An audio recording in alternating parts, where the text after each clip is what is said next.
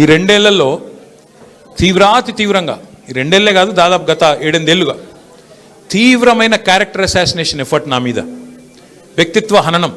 అంటే ఒక కుక్కను చంపే ముందు పిచ్చి కుక్కను ముద్రేయాలని ప్రయత్నం చేస్తారు కదా, నేనేదో డ్రగ్స్ తీసుకుంటానని, నాకేదో హీరోయిన్లతో సంబంధాలు ఉన్నాయని, లేని దిక్కుమాలిన వార్తలు రాసి నన్ను క్షోభకు గురి చేయడమే కాకుండా నా కుటుంబ సభ్యుల్ని, నా పిల్లల్ని, నా వాళ్ళు అనుకునే వాళ్ళందరినీ విపరీతమైన క్షోభకు గురి చేశారు. అయినా కూడా ఎన్నడూ బాధపడలేదు, బయటకు వచ్చి వేరే వాళ్ళలాగా దొంగ ఏడుపులు ఏడవలేదు.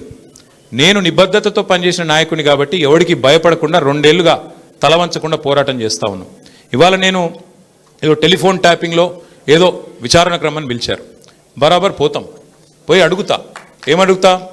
ఏం తప్పు చేసింది మా ప్రభుత్వం అని అడుగుతా, ఎక్కడ తప్పు జరిగింది అని అడుగుతా. ఇవాళ వారు సమాధానాలు చెప్పాలి నాకు. గత 2 ఏళ్లుగా ఈ ఫోన్ ట్యాపింగ్ పేరిట ఒక డైలీ సీరియల్ మాదిరిగా, అంతులేని కథ మాదిరిగా లీకుల రూపంలో ఏదైతే మా వ్యక్తిత్వ హననం జరుగుతుందో దానికి బాధ్యులు ఎవరు అని అడుగుతా. ఎవరో హీరోయిన్ల ఫోన్లు ట్యాప్ అయినాయని మీరే ఒక 2 నెలలు నడిపిస్తారు డ్రామా. పోలీసు వాళ్ళు, కాంగ్రెస్ పార్టీ వాళ్ళు మీరే లీకులు ఇస్తారు, మీరే రాయిస్తారు, మీరే మళ్ళీ మీదికి వెళ్ళి మా వ్యక్తిత్వ హననం చేసే ప్రయత్నం చేస్తారు. ఇక వీళ్ళని బెదిరించిందట, వాళ్ళని బెదిరించిందట అని మీరే రాపిస్తారు 2 నెలలు. మళ్ళీ 3వ నెలలో మీరే రాపిస్తారు.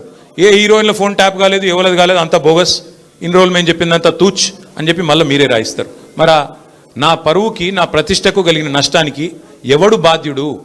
రేవంత్ రెడ్డి బాధ్యుడా? ఈ లీకులు ఇచ్చిన పోలీసు వాళ్ళు బాధ్యులా? రాసిన మీడియా వాళ్ళు బాధ్యులా? నేను అడుగుతా.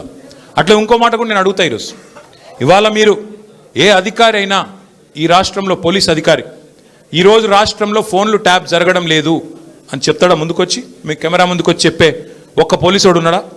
డీజీపీ శివధర్ రెడ్డి ముందుకు వస్తాడా? ఐజీ ఇంటెలిజెన్స్ ముందుకు వస్తాడా? కమిషనర్ సజ్జరాన్ ముందుకు వస్తాడా? వాళ్ళకి తెలుసు, పోలీసు వాళ్ళకు భారతదేశంలో స్వాతంత్రం వచ్చిన తర్వాత ఆనాటి నుంచి ఈనాటి వరకు, నెహ్రూ గారి టైం నుంచి ఈరోజు మోడీ గారి టైం దాకా గూఢాచారి వ్యవస్థలు ఎప్పటికప్పుడు పనిచేస్తూనే ఉంటాయి.